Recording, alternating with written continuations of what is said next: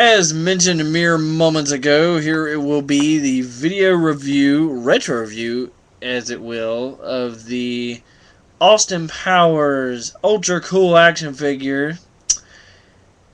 We'll get into his name in a second. As I mentioned in my recent ramble video, this figure, and actually in retrospect, I did a little bit of thinking and research. Of course, everybody knows the character name of this. If you don't, I'm sorry. But that's why it caused the hubbub it did. McFarlane Toys was a kind of, I guess, pioneer in the fact you see it a lot now. Like Matty Collector has the Masters of the Universe, the Ghostbusters. You see a lot of collectibles or toys more geared towards an adult audience. However, in the early 90s, late 90s, you did not have that other than McFarlane Toys.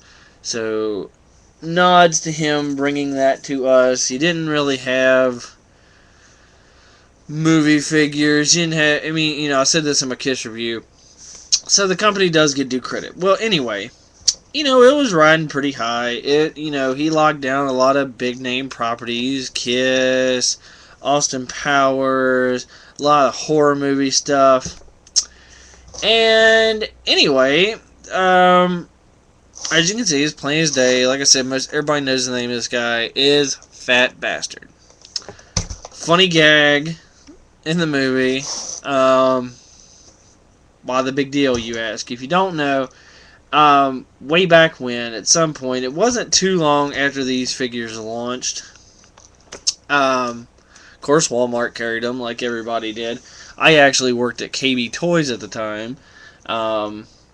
So between that and being a collector, and I tried to find a website to tell y'all to go to find this sort of info, but I really couldn't. So you'll just have to trust me on this one.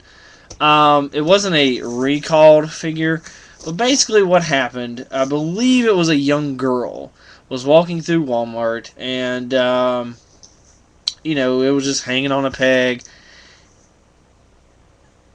She asked her mother, "Mommy, what's a bastard?" And that just started the ball rolling, as it were. She just thought it was horrible that Walmart would display such a thing. And, it's really not Walmart's fault. They didn't make the thing. It's the name of the character, A. B, if your kid is that damn sheltered, I'm sorry. People cuss in the world. Damn it. But anyway, it was actually between this guy. This is the one that prompted the question. Of course, most of the other, look at the figure line, for crying out loud. You got one of him in his underwear. But the other one that prompted a big hurrah is, as you can see, they have a voice chip. One of the Austin Powers said something to the nature of, "Do I make you horny?" And it was just like, oh my god, he's making, speaking of McFarlane Toys, making such offensive toys. For a brief period of time, it has since kind of just become null and void because, like I said, other companies started making adult collectibles, as it were. And actually, as I'm talking, I left that there so you can see it on the package. I'm going to go ahead and take him out of the package as I continue this description of what happened. Basically, it just caused a big hurrah, and, no one had ever really paid it any mind before then, or really thought 2 seconds about it. But, because, people got offended, as tends to be the trend with most things, all of a sudden it was the hot thing, and, unfortunately for McFarlane, it did cause him a bit of trouble. At the same time, right after it happened, or as it was happening, I remember at KB, he did, I believe it was the second Shrek movie at the time was coming out, and I'm not even sure how to do the action feature on this thing. I've never, I literally just took it out of the box. So I'm checking for a button to push as to where we don't hear it constantly. Okay, there it is. Anyway, and it was the second Shrek movie was coming out, and of course, at KB, we stock the figures. And it basically, like I said, it's kind of become default because no one else really makes this kind of stuff anymore. Toys actually got a rating system for a little while. And it was one of those things, like, if you weren't in the business, you kind of didn't know about it, or, you know, you weren't a big collector, you didn't really know about it.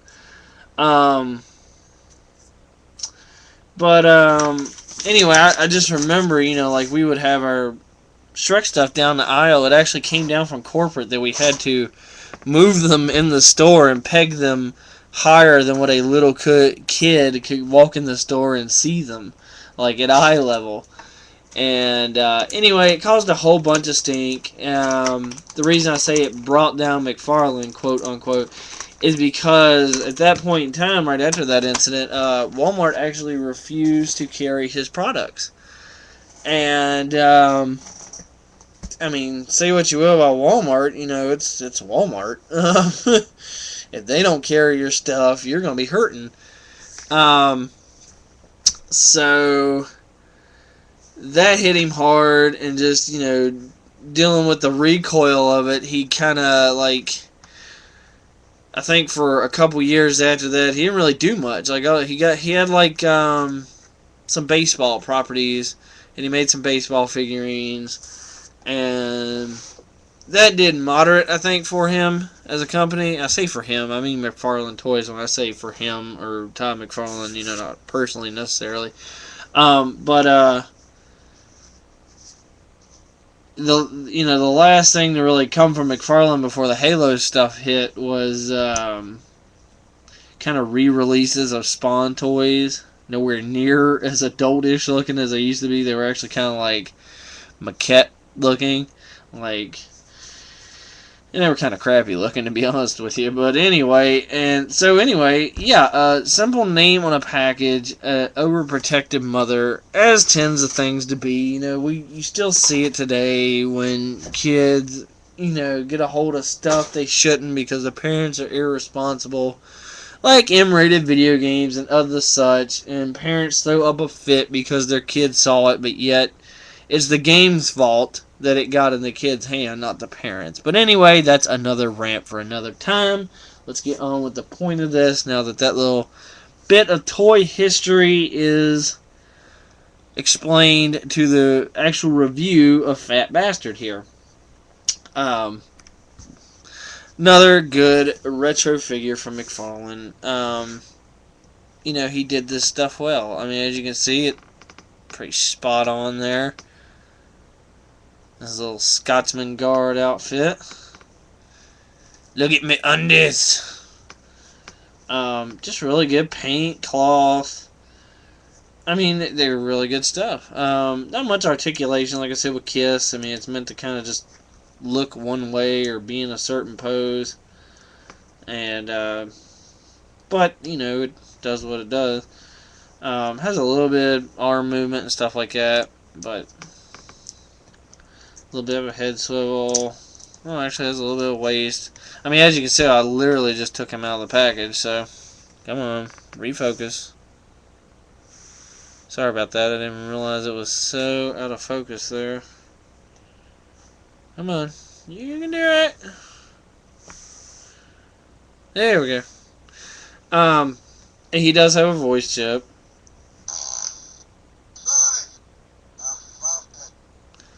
That's kind of funny. So get it again just in case you didn't hear it and move it out of the speaker there.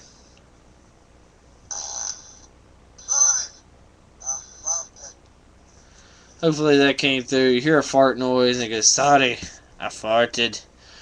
But yeah, and you may be asking, well, Cthulhu, why did you open a piece of toy history? It really, like I said, really wasn't recalled. And actually, before I did this video, I checked into it to see what the going rate on this guy was. It's no more than like any of the other figures. Like some places have them for $30. So even though it was pretty much the downfall of a major toy company at the time, and it tends to be that way with general collectibles, and it's just their nature. They're only worth what someone's willing to pay. But anyway, it's something I found. It's a little bit of toy history. Because I remember that, and I just remember how ridiculous it was. that we had to peg Shrek figures higher up because of Austin Powers. And so yeah.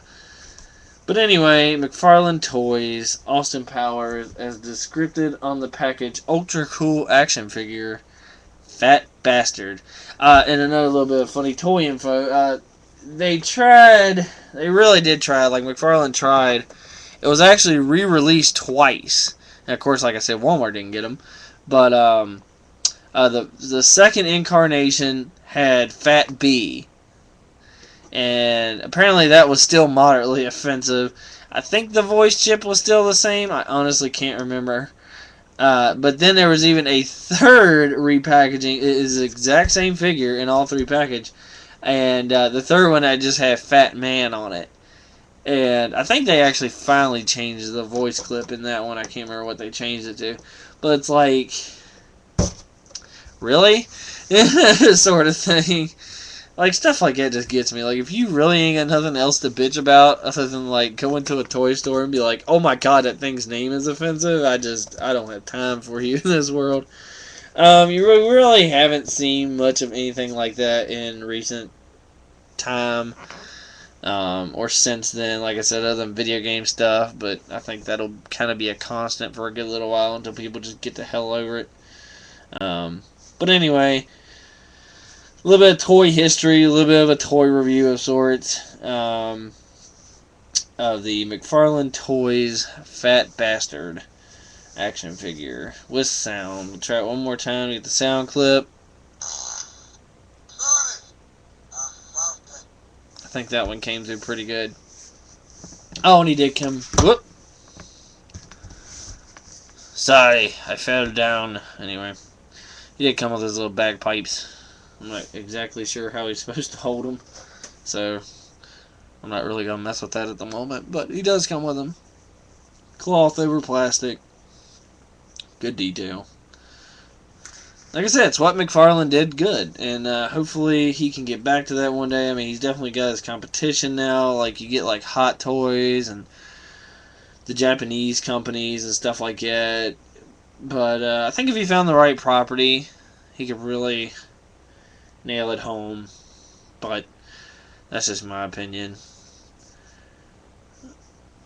But anyway, Austin Powers, Fat Bastard. So there's the review for this week. Once again, thank you guys for all the channel views, all the subscriptions, and we'll see you next time.